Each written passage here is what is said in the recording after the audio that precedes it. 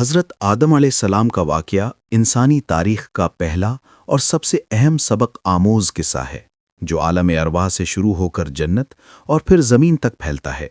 یہ کہانی تکبر، محبت، سازش، نفسیاتی جنگ اور توبہ و قبولیت کی ایک مکمل داستان ہے۔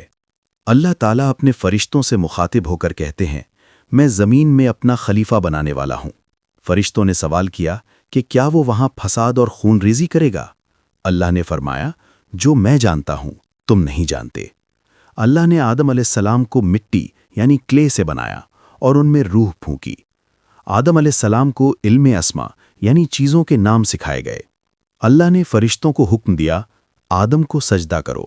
سب نے سجدہ کیا، لیکن ابلیس جو جن تھا اور فرشتوں میں شامل تھا، اس نے انکار کر دیا۔ ابلیس کی آنکھوں میں جلن اور تکبر تھا۔ اس نے کہا، میں آگ سے بنا ہوں اور یہ مٹی سے، میں بہتر ہوں۔ اللہ نے ابلیس کو جنت سے نکال دیا۔ ابلیس نے قسم کھائی کہ وہ آدم اور ان کی اولاد کو سیدھے راستے سے بھٹکائے گا۔ آدم علیہ السلام جنت میں اکیلے تھے۔ اللہ نے ان کی نیند میں ان کی پسلی یعنی رب سے بی بی حوا کو پیدا کیا تاکہ وہ ان کے لیے سکون کا ذریعہ بنے۔ دونوں کو جنت کی ہر چیز مباح کی گئی، سوائے ایک درخت یعنی فوربڈن ٹری کے۔ اس درخت کے قریب نہ جانا ورنہ ظالمون میں سے ہو جاؤ گے۔ ابلیس نے پہچان لیا کہ آدم علیہ السلام کو سیدھے راستے سے نہیں بلکہ وسوسوں سے بہکایا جا سکتا ہے۔ وہ اکثر ان کے پاس آ کر گنگناتا، کیا تم جاننا چاہتے ہو وہ درخت کیوں منع کیا گیا؟ کیونکہ یہ ہمیشہ کی زندگی کا درخت ہے، ٹری آف امورٹیلٹی۔ آخرکار ابلیس کے جھوٹ اور بار بار بہکانے پر آدم اور حوا نے اس درخت کا پھل چکھا۔ پھل کھاتے ہی ان کا لباس جنت اتر گیا اور انہیں اپنی نیکڈنس کا احساس ہوا۔ وہ شرمندہ ہو کر جنت کے پتوں سے اپنے جسم کو ڈھانپنے لگے۔ انہیں اپنی غلطی کا شدت سے احساس ہوا۔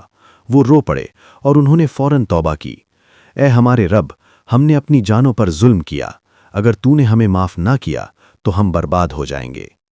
اللہ نے توبہ قبول کی، لیکن انہیں زمین پر بھیج دیا گیا جہاں انہیں رہ کر اپنے دشمن ابلیس سے جنگ کرنی تھی۔ روایت ہے کہ آدم علیہ السلام سری لنکا یعنی ایڈمز پیک اور حوا علیہ السلام جدہ میں اترے اور کافی عرصہ جدا رہنے کے بعد عرفات میں ملے۔ زمین پر آ کر انہوں نے کھیتی باڑی اور رہنے کے ڈھنگ سیکھے۔ ہر بار ٹوئنز یعنی جوڑے پیدا ہوتے تھے۔ ان کے بچوں قابیل اور حابیل کا واقعہ بھی پیش آیا، جہاں حسد کی وجہ سے پہلا قتل ہوا۔ حضرت آدم علیہ السلام نے 960 سال سے زائد عمر پائی اور اپنے بیٹوں کو علم و حکمت کی تعلیم دی۔ ان کی وفات کے بعد ان کے بیٹے شیس علیہ السلام نے ذمہ داریاں سنبھالیں۔ اس واقعے سے ہمیں یہ سبق ملتا ہے کہ اللہ معاف کرنے والا ہے۔ ابلیس دشمن ہے، وہ انسان کو بھٹکانے کے لیے ہر راستہ اختیار کرتا ہے۔ غلطی انسانی فطرت ہے، لیکن غلطی پر اڑے رہنا تکبر ہے۔